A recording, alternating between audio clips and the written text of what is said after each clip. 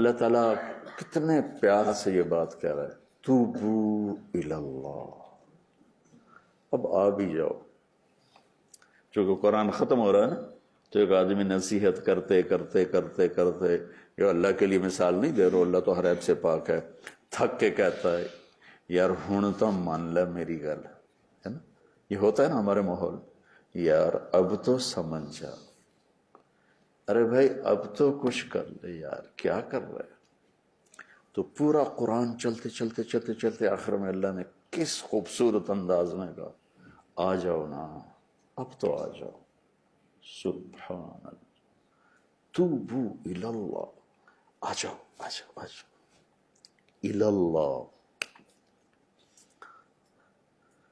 بس میری طرف آنا ہے اور کہیں نہیں جانا، میری طرف، الی اللہ، سیدھا جار مجرور توبو کے ساتھ جوڑ رہا ہے کہ میرے بندو اب بات ختم ہونے کو آ رہی ہے، تو اب بات یہ کہ بس اب تم سیدھے ادھر ہی آ جاؤ، میرے پاس ہی آ جاؤ، میرے پاس ہی آ جاؤ، اور ایسا آؤ کہ مجھ سے جڑ جاؤ، توبتاً نصوحا۔ نصوحا کو کہتے ہیں خالص توبہ، پکی توبہ، لیکن ناسے کہتے ہیں درزی کو، ناسے کہتے ہیں درزی کو، اور منصاح کہتے ہیں ابرہ کو، سوئی کو، اور نصیحت کہتے ہیں سینے پرونے کو، نصوحا اس میں مبالغہ ہے۔ درزی اچھا سارا مطلب تو اس کا خیر خواہی ہے، خیر خواہی، یہ لفظ نصیحت اور نصح ینصح سے میں یہ آپ کو بتا رہا ہوں، نہ کہ کوئی کسی تفسیر کو پڑھ کے بتا رہا ہوں۔ درزی خیر خواہی کا مطلب جو ہے نا، وہ درزی پر بڑا فٹ آتا ہے۔ اگر درزی صاحب نے یہ کپڑے نہ سیے ہوتے تو ہم ایک دوسرے کے سامنے بیٹھ سکتے تھے،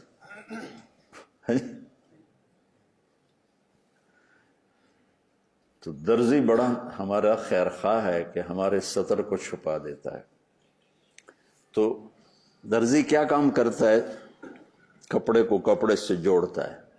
تو اللہ کہتا ہے میرا بندہ میری ذات کے ساتھ ایسا جڑ کہ جیسے کپڑا کپڑے سے سل جاتا ہے، تو میری طاعت کے ساتھ سل جا۔ تو بتا نصوحا ساتھ ہے سل۔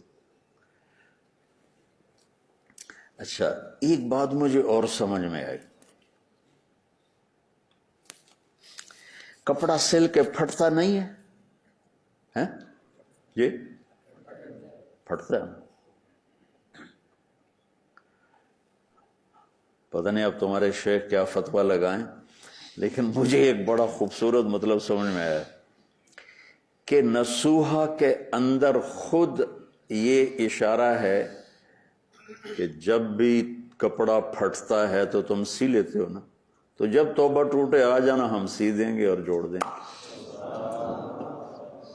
نصوحا کا مطلب یہ نہیں کہ اب میں دوبارہ کبھی کروں گا ہی نہیں، یہ وہ تو انسان ہی نہیں جس سے خطا نہ ہو۔ ما اسر من استغفر وین عاد فی الیوم 70 مرۃ، جو دن میں 70 دفعہ توبہ توڑ کے توبہ کر لے، اللہ کا نبی کہتا ہے کہ وہ مصر علی المعصیہ نہیں ہے، وہ گناہ پر دوام کرنے والا نہیں ہے، معافی ہے۔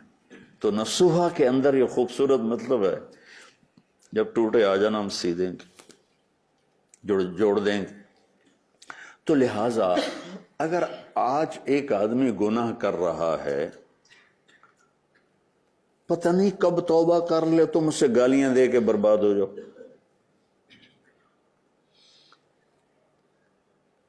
میں نے اس طوائفوں میں صرف ایمان کو دیکھا کہ ایمان ہے، اور میں ان کو بیٹی کہنے لگا، ان کے سر پہ ہاتھ رکھا، توبۃ نصوحا، خود اللہ تسلی دے رہا ہے، جب ٹوٹے آ جانا، ہم سی کے واپس کر دیں۔ رفو کرانے جاتے ہو نا، وہ سی کے آپ کو واپس کر دیتے، ٹھیک ہو جاتا۔ چھوٹا موٹا آپ خود ہی کر لیتے، تو میرا رب بھی کہہ رہا آ جاؤ کر لینا۔ ہاں اگر یہ توبہ پکی ہو گئی تو عسیٰ ربکم ان یکفر عنکم سیئاتکم، کفر کہتے ہیں کسی چیز کا نشان مٹا دینا، ایسا عفو چھپانے کو کہتے ہیں لیکن چیز باقی ہوتی ہے، اور کفر ہوتا ہے کہ چیز کو اس طرح مٹا دینا، چھپا دینا کہ نشان مٹ جائے۔ زمیندار کو کفار کیوں کہا ہے؟ کیسے وہ اعجب الکفار نباتہ، کہ وہ بیج کو زمین میں ڈالتا ہے تو اس کا نشان ہی مٹ جاتا ہے، اور ایک درخت قائم ہو جاتا ہے، بیج کا نشان مٹ جاتا ہے۔ تو یکفر میں کتنی بڑی تسلی ہے کہ توبہ کرو گے تو تمہاری نیکیوں کا تمہاری برائیوں کا نشان ہی مٹا دوں گا۔